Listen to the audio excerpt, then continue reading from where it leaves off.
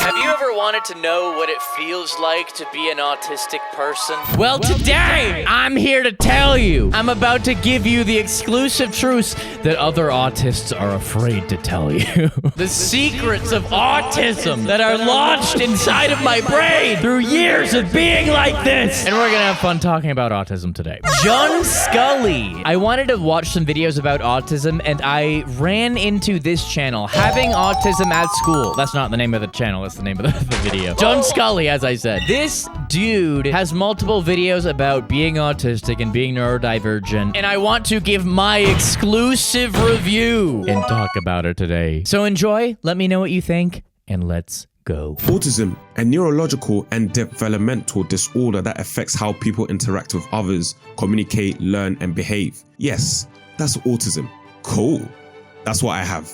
I know I never revealed this fact in the video since I'm always talking about topics that's got nothing to do with myself. Yeah. Well, that is a blatant lie because I did reveal that I was autistic in my Having No Friends video. But not a lot of people watched that video or even remember watching that video, so it seems like a fresh revelation. Even fresher than seems like a fresh revelation. Alright, I don't know if that's because you're British or because you're autistic that you phrased it that way. It seems like a fresh revelation, bro. So it seems like a fresh revelation. Even fresher than Dwayne "The Rock" Johnson's shiny bald head. But yes, I am indeed autistic. Do I like being autistic? Yes, because my brain works differently than most people. I feel truly unique, to be honest. I don't see it as a disorder. Autistic people see the world differently than most people. I can also say no because of the mean experiences I had due to my autism, especially at school. Being autistic... Yeah, no, for real. I feel this way about autism and ADHD. I don't know if I feel this way about OCD because that mostly is annoying. If there's one neurological issue of mine that I would be like, yeah, I could do without it, it's probably OCD. But everything else, I'm like, okay, I like it and I also don't like it. There's things that are great about it and things that make life a lot harder. So yeah, it's a love-hate relationship, also known as a late relationship. Due to my autism, especially at school. Being autistic at school is not a cute adventure to say the least. And do you know what's also not cute? Realizing that your personal, most sensitive information might be out there for malicious individuals to exploit. Homie hit me with the clean sponsorship transition. Okay, sorry, we gotta skip the sponsor. To give you some context, I only went to British public schools. That's one primary school, then an all-boys high school from year 7 to year 8, and then a mixed school from year 9 to year 11. Back in the school days, especially in primary school, I rarely spoke, which is quite ironic considering that I have a whole YouTuber where I literally get paid to speak, or how the tables have turned. But I was never like this. I will only speak if I got spoken to, and even if I say something, I will only say a few words and that's it. I hated when the teachers called my name to answer questions. It's not like I don't know the answer. It's just that I feel a bit too anxious to speak in front of the whole classroom. I would just rather observe and be aware of my surroundings. I understand that, man. I understand. And also with autism, it's a bit hit and miss because it's like once you pass the like comfort in social situation threshold, you could be the most talkative person in the world. But if you're not in that position, if you're with people you're not comfortable with, we may be like the quietest people in the world. Which is why I only make videos on things I'm interested in. Because if I'm not interested, I'll be like... Okay, that's interesting. Okay. Okay, next thing, please. So you guys are lucky. You probably watch my videos and think I am always yapping. I promise there's so much of the time I don't say a word. And that's the magic of autism! I would just rather observe and be aware of my surroundings. So the fact that I struggled to make friends at school is the biggest understatement of the century. And let's not even talk about my dating life in high school. It was practically non-existent. I was just a typical quiet kid. I wouldn't bother to speak to anyone at school. And it didn't help that I had a support teacher during all my classes because I couldn't follow simple instructions to save my life. So everyone in my class knew I was neurodivergent. And from my observations, they seemed to have a phobia for neurodivergent individuals as they avoided me completely. From my words, it seemed that nobody wanted to talk to me at all. And that was perfect. Yeah! I didn't want to speak to people as well, so it was a mutual respect. No, is that a real clip? Is that a real clip of Conor McGregor yapping to, is this Turkey a la sheesh? Yeah, I bet you didn't think I knew that name. Who are we talking about? No, I don't think that is who that is, actually. But he's speaking right over Ronaldo. Is he speaking to both of them? Because man could not look more uninterested. This is a rare mogging L for McGregor. Give me your mouse. Okay, anyways. Me in school, actually, I went most of school without making it clear that I needed special help. People probably just wondered why I was never taking tests in the same room as them, or I was that forgettable that they didn't even notice. Aside from being in a gifted kids school from grades 5 to 8, in high school, I did everything the same as everyone else. I just was worse at paying attention. And then when we did tests, I went to the special needs room to take them just so I could do them for longer. I think I've gotten better at this, but my brain was just like, I can be taking a test and the first 10 minutes are focused work, and then one question sparked some random memory, and 30 minutes later, I realized, oh my gosh, I'm taking a test. Because I just went on an adventure in my brain for 30 minutes. I'm liable to do that. Hence why I'm good at these videos. I could yap forever. I could make an hour-long video about a 1-minute video if I had to. I'm not going to do that. I will spare you guys that pain, but my brain is so that it could do that, okay? So that's why I actually have to practice not yapping for too long because I could literally talk for the next 30 minutes without hitting resume on the video and people would go insane. So I need to practice not doing that. Like now, for example. And that was perfect. I didn't want to speak to people as well, so it was a mutual respect. I hated being around lots of people. I also didn't like it when there was like 40 people in a classroom. I didn't do particularly well in group assignments, and I love school assemblies. My anxiety would literally skyrocket in those set situations. I just wanted to be in my own bubble. I would go to empty classrooms just to pen tap at break and lunchtime and play flash games on the school computers when I had the chance. Speaking of break and lunch, I feel like my autistic trait that always stuck with me throughout primary and high school was me eating the same foods over and over again. Yup! I could eat the exact same thing every day for the rest of my life and have zero complaints. That is very autistic. I am totally with you, bro. Eating the same foods over and over again. I will have the classic jacket potato, beans and cheese, and have the custard and cake. The classic baked potato, beans, and cheese. Ah, of course. The staple of every human's diet, especially people who don't live in England. That is so funny because to him, as a clearly British person, that is like, oh, the classic, you know, the one that everyone knows.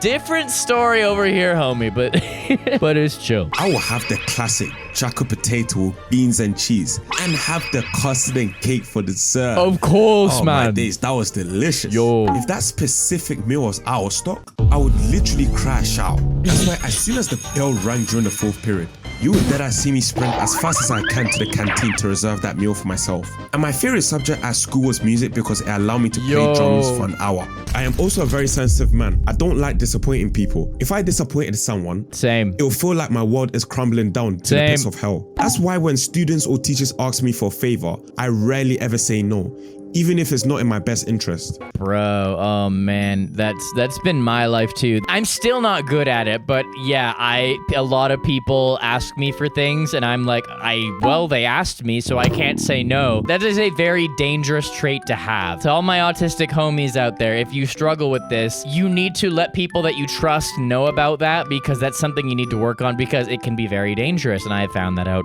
firsthand. I remember every single time after high school, I will go to the chicken and chip shops to buy 3 weeks of chips. Of course! After I bought them, random kids in my school would always be begging me for one wing or one chip. Shut up! They could have asked anyone who are getting the same thing at the time. Hot off my wings, go to Asda if you want a wing. If you want a wing, go to Asda or Sainsbury's. Get yourself your own chips too while you're at it. Lad, I'm just saying, like, go to Sainsbury's, get your own chips. Get off me, lad. Waste man. Begging me for one wing or one chip. They could have asked anyone who are getting the same thing at the time, but they decided to ask me. Can I get one wing? It's just one wing. I'm no, hungry, bro. I'll bust you one wing tomorrow, bro. Cap. Man, I hate when they keep asking, man. But me being me, I of course gave them the wink. Like a fool. No! So naturally, they obviously took advantage of my Mr. Nice Guy syndrome and always got what they wanted out of me because I was too much of a kitty cat to stand up for myself. If teachers were shouting at me, it would completely destroy my spirit. It generally bothered me for weeks on end, but no one knew because I masked how I was feeling. Oh my gosh, this guy is speaking to my soul! Yo, this is why a lot of autistic people employ the no new friends rule. If you meet new people, even if they are a reasonably good person, if they find out that you don't say no to things, they will take advantage of that! And that's my life! What? You're smiling. What? And that's why I'm your guard dog. Yeah, if you try to come at me, she'll be like, oh, another person trying to take advantage of my poor boyfriend. I forgot what I was gonna say, but yeah, I'm the wolf for you, and I'm gonna hunt down all the sheep. Make sure you're protected always. No, the wolves. No, you're the wolf protecting me from other wolves. Okay, yeah. The sheep are cool. Yeah, I am the sheep that people try to hunt. As a sheep, I trust every human, and it's terrible. I've learned that is a bad thing to do. Anyways, let's carry on. But no one knew because I masked how I was feeling. Speaking of masking, I'm unfortunately really good at it. As I didn't like it when people in school saw me as the weird kid that no one liked. And yes, I did say I was fine being alone in my own bubble, but it was painful getting ignored, avoided, or not included. Yeah. In my class, the teacher would ask the students to pick a partner for a task. However, no one would pick me. Bro, I sound like an entitled piece of I said I was fine being alone. Now I'm saying I want to be in a circle. That's probably one of my other autistic traits. I can't make up my mind. Anyways, you might ask, why don't you befriend the other guys on the spectrum? Good question. I just couldn't click with them as they were different. Plus, I admire exactly. That's the hard thing, man, is that, like, you think that being on the spectrum, maybe you would get along easily with other people on the spectrum, but we all are so different. Like, obviously, one person's autism is not the same as another person's autism. I mean, obviously, I can relate to a lot of the things that he is talking about and a lot of the experiences, but because we are different people, we may operate on very different wavelengths. Obviously, me and this guy both grew up autistic. He went off to be a YouTuber and make videos like this, and I went off to be a YouTuber and make videos like this. So even though we're both autistic, we may be wildly different people, and it is very hard to find people that you click with. And maybe that's part of why, like, we just say yes to everything, because we're like, oh my gosh, a person wants to be a part of my life. Oh, this can't be a dangerous situation. Let's say yes to everything. Be careful out there, my autistic friends. Good question. I just couldn't click with them as they were different. Plus, I admired the popular kids. They were loved by everyone. They got all the girls. They were good at sports.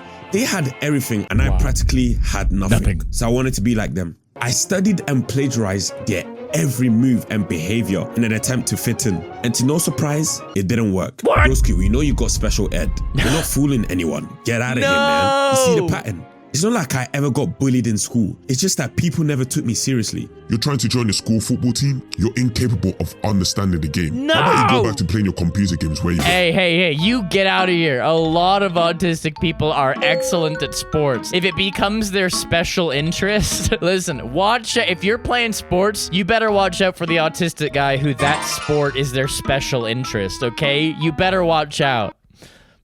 You're incapable of understanding the game. How about you go back to playing your computer games where you belong?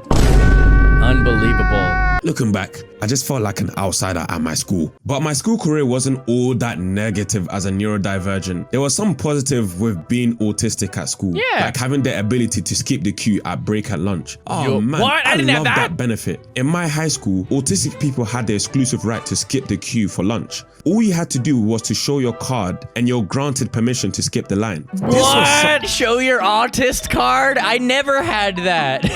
Wait, sorry guys. Yeah, I've got my card. Boom. This does sometimes happen. Oh my God, is that a black card? I turned around and replied, why yes, but I prefer the term African American Express. And you're granted permission to skip the line. This was such a W benefit. While skipping the queue, I remember looking at the kids and they gave the most annoyed look. Almost like they wanted to fight me after school or something. Sorry, bro, I gotta skip the queue. You're gonna get your food, bro. And even though I was exempt from queuing for lunch, Sorry, bro, I gotta skip the queue. I like trains. I like trains.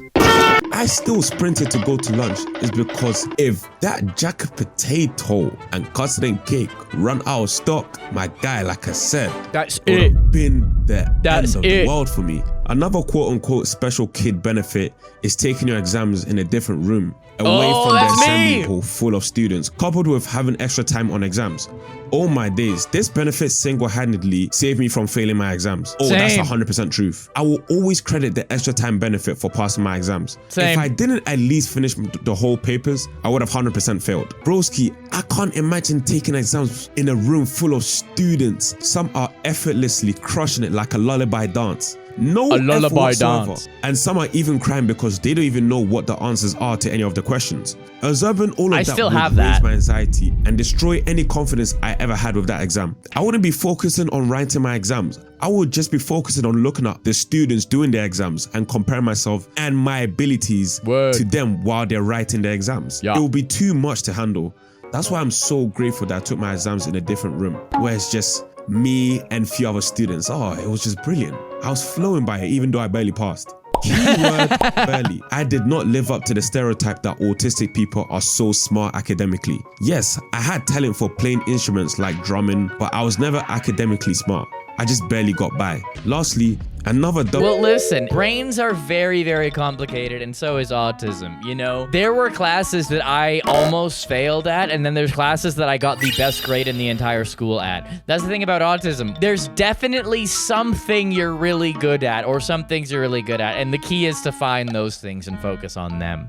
Unfortunately, some things we're terrible at, and we have to live with that. But once you're not forced to take every subject in school, I can focus on a thing that I'm good at, and that is yapping on YouTube videos. I just barely got by. Lastly, another W benefit of being autistic at school is the support teachers. Oh my days, God Swag. bless their souls. If it wasn't for them, I wouldn't have coped in high school or primary school. They helped me through thick and thin. Oh, did he? I appreciate what they done. Now, that's my personal experience with being autistic at school in a nutshell. Let me know in the comment section if you can relate. Bruv, I can relate. Trust me, brother. This is the British Boys Club. Tune in next week to see what fit birds we absolutely crush, brother. It's the British Boys Club. Listen, you beautiful souls. This one is going to be an educational video about neurodiversity. A while ago, I made a video about having autism at school, where I touched on my but also heavily high school experience as a neurodivergent person. A fair amount of you resonated with the video, so I thought to myself, why not make a video going through each and every neurodivergent disorder and how students with that said disorder navigate school with it. Now look, this ain't no medical guide. I'm just a dude explaining common shared neurodivergent school experiences through observations, anecdotes, and research, you feel? I ain't no licensed doctor. With that being said, let's go. First, let's talk about autism. Yeah, this one hits close to home. Autism affects people in different ways and in different degrees. It's on a spectrum, hence the name Autism Spectrum Disorder. Each autistic person has a unique mix of strengths,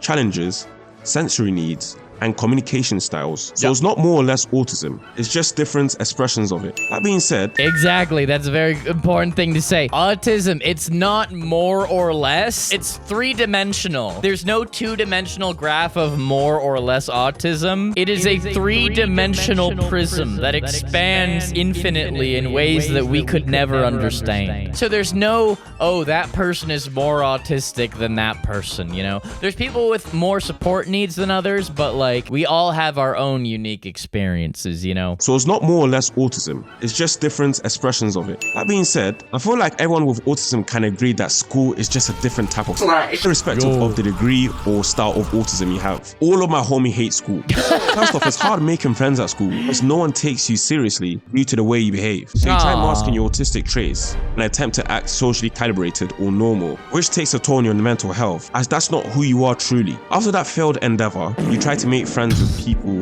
who have autism just like you. You're thinking it must be easier to connect with people that think like you, right? Wrong! As autism is a spectrum type of disorder, so even if they have the same neurodivergent disorder, they are still different to you. Yep. It's no different to a Rubik's Cube. Same cube, but different colors. Speaking of, what autistic people do have in common is an obsession with certain hobbies, like solving a Rubik's Cube at break time, or drawing fan art, or trains, or watching WWE, or to Alright, fam. None of those ones affect me, but I did obsessively eat Pop-Tarts and chicken strips. Why don't we bring those to autistic class plastics up, you know? I would have drawn an excessive amount of fan art if I knew how to draw at all. In fact, do you guys want to see a drawing that I did for my friend the other day? My friend had a baby recently. Okay, here's the picture of him, and here's my drawing of I drew it, and so that's my ability to draw, and that is why I didn't draw more fan art, because that is my drawing ability at the ripe old age of adult. By the way, if you're liking this video so far, you guys, boop the like button for me. I would appreciate that. That's literally the only way I know that you guys want to see more stuff like this. So if you want to see more stuff like this, boop like and let me know in the comments, okay? And make sure you're subscribed to Junskully. Shameless plug.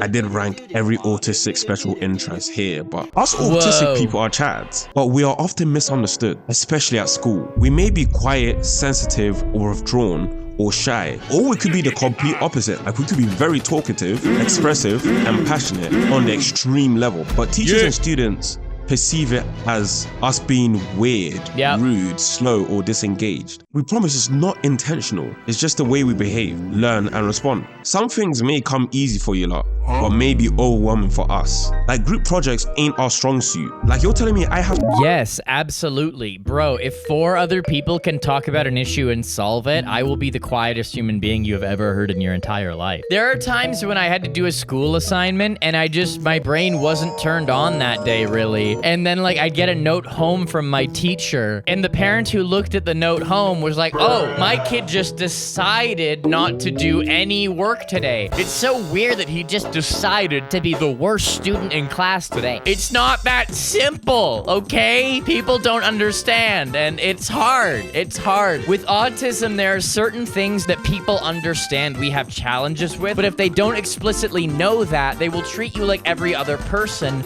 and so they will just assume that you chose to be bad at this, or chose to be lazy with this, or chose to be bad at this. And that is like one of the most difficult things to deal with, I personally think. So I'm with you 100%, my brother. Like group projects ain't our strong suit. Like you're telling me I have to contribute with a group of people in a class. Nah, leave me out of it, I don't want it. Another example, exams in a big assembly hall. Very overwhelming. And noise from a crowded hallway. Oh my days, that's our biggest nightmare. Wow. That's why sometimes you probably see us wearing headphones or using a stress toy or go to quiet places to make us feel safe. However, being autistic at school— Yeah, I won't pause it for too long. When I moved to a school where I didn't know anyone, I had my headphones in for the first hour of the day. No cap, no exceptions. I just was like, well, I don't know how to say hi to people I've never met before, so this is what I'm doing. Oh, and by the way, when I was that age, this is the music that was playing in my headphones.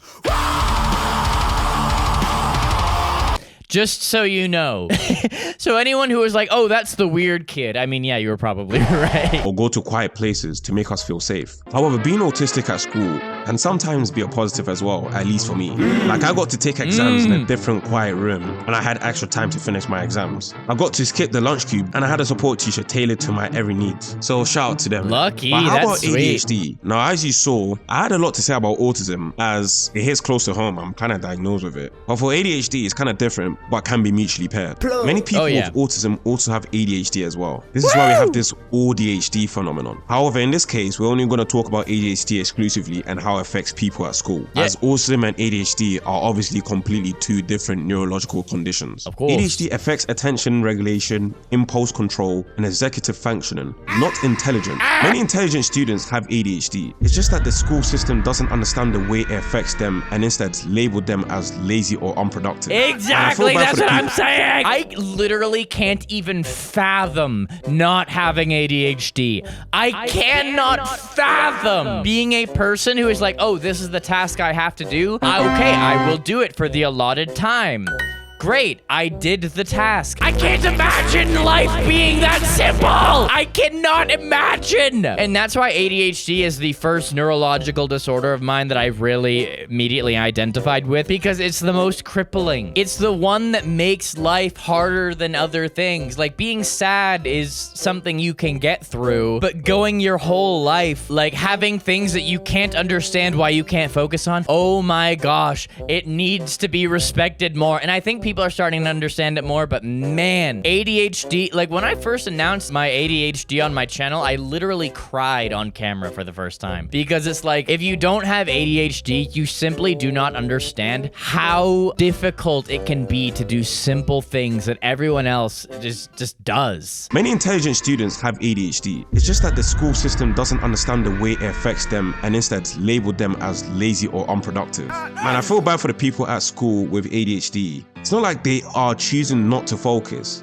Like, they could be in a lesson where it's very interesting for them, but they will still feel like zoning out. But like, when it involves having to use their executive brain function, then it will be hard for them to kind of focus, irrespective of what the lesson is. Reading a textbook for a long period of time will be borderline torture for an ADHD Horrible. student. People with ADHD also have the tendency to forget a lot. A teacher may have set homework due for next week, but when it's time to actually submit the homework...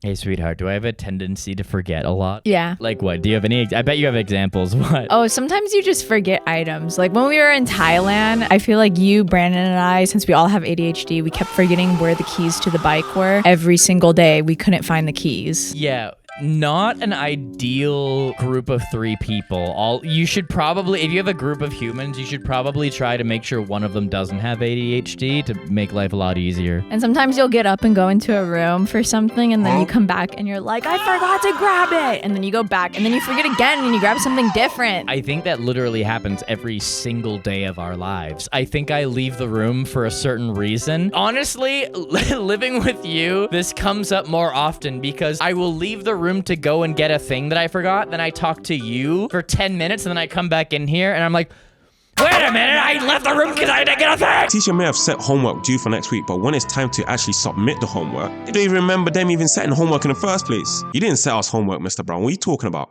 I did. You didn't. No, cap. That's cap. I did. That's cap. You didn't. I did. No. See, you're not about to be gaslighting me. I'm the teacher. I know I sent homework. I told you to put on your planner. Did you put on your planner? Oh, shoot, sorry. That's cap. You did set us homework. My bad, sir. You would think the planner could be a solution to this, but they even forgot to check the planner as well. I see students with ADHD often get distracted very easily.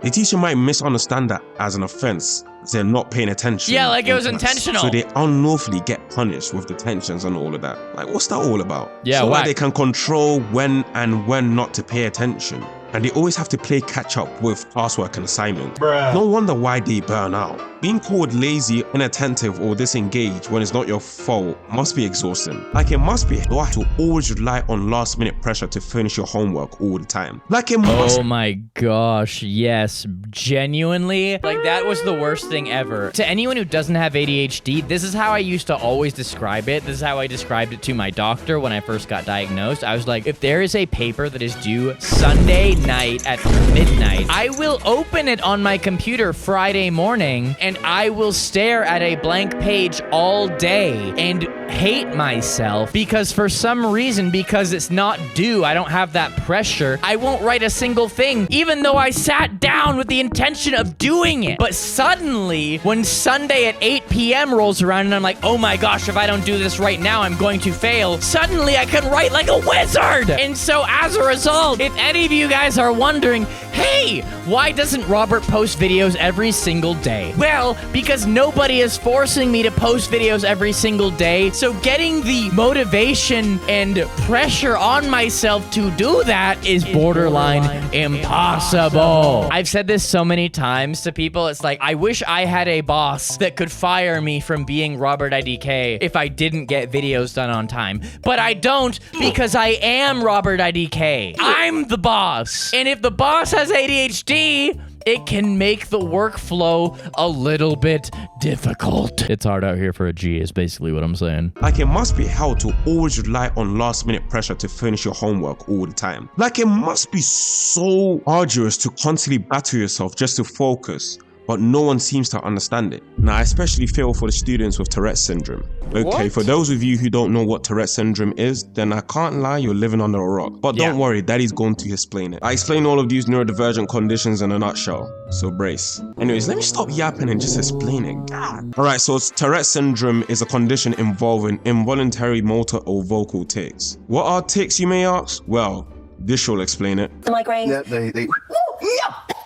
Yeah, I feel for people with Tourette's, especially at school, because everyone thinks they're faking it. What's their whole dilemma? Either other students think they're faking it, or teachers thinking that they're doing it on purpose just so they could get sent home early. Everyone always says, and that must be so difficult for people with Tourette's, because the reason some people think they're faking it is because there are people who fake it, and now that TikTok is a thing, there are a lot of people who pretend to have Tourette's for TikTok. Having a mental disorder, if you use it properly, is basically free views. I mean, look at my Dharma and Autism series. But the videos slap, that's why you watch them. It's not just because I'm autistic. But man, it must be really tough when there are people who pretend to have a mental disorder that you have struggled with every day for your entire life. That must be so frustrating as a person with Tourette's. I don't personally have Tourette's, I'm just saying that must be very difficult. Thinking that they're doing it on purpose just so they could get sent home early. Everyone always says to quit the act as they're doing it on purpose just to be funny, but it's not really funny as it's a real condition that people have to deal with. I just wish people would understand and be empathetic for once. It would really help the neurodivergent experience at school, but hey, what can we do? Anyway, students with Tourette's tend to suppress their tics in class as they don't want unwarranted attention from students looking at them in their seats like they're insane or something. They're not insane, they're just different. But when they have vocal tics, the students laugh at them saying to stop faking it, and they mock them and tease them, and it's so heartbreaking. I can't even imagine getting laughed at or getting teased on for something I didn't even ask to have or have control over. Some teachers often misunderstand it as them being rude or disruptive. Okay, a teacher thought he was getting hit on because a female student with Tourette's was having a whistling tic. Hey, it's not what you thought, my boy. Stop cheesing and do your job. Students will go as far as to start spreading rumors to the whole school about Tourette students faking Tourette's. As a result, they get cancelled at school for faking, apparently. Is getting cancelled at school even a thing, by the way? So they have to prove that they Yeah, that's very, very ridiculous. But that sounds like a brutal experience. So they have to prove that they actually have it by getting an official medical note confirming their diagnosis, just to still get violated by the students. It's just not fair on them. And me personally, I understand them. I don't mind any vocal tics. Even if a white person with Tourette's calls me a as a tic, I understand. See, it's just all about understanding. Having dyslexia at school must be tough as well, as it affects reading speed, spelling, and written language processing. School is literally all about reading, writing, and spelling, except with art. In that case, you're drawing. But that's not the point. You go to school just to read, write, and spell. Almost every day from morning to afternoon, you're forced to engage in your weaknesses while everybody else around you seems to be able to read, write, and spell effortlessly. And you're out here thinking, why is it so easy for them, but it's hard for you to just write a single sentence or spell rhythm? Spell it then, since you're talking so much. Alright, I'll spell it right now. RHYTHM.